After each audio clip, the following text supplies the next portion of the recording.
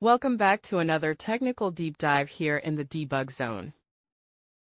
Today, we're tackling a big question and breaking it down with insights from other users. Hopefully, this clears up some misconceptions and helps you get the answer you need. So buckle up, stay a little curious, and let's jump right in.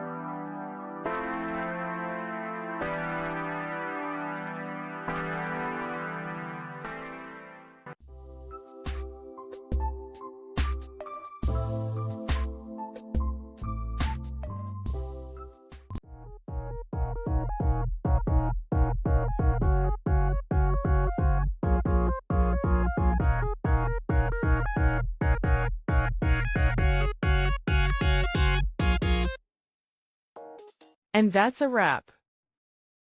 I hope you found the answer you were looking for. If you did, take a second to hit that subscribe button. It really helps out.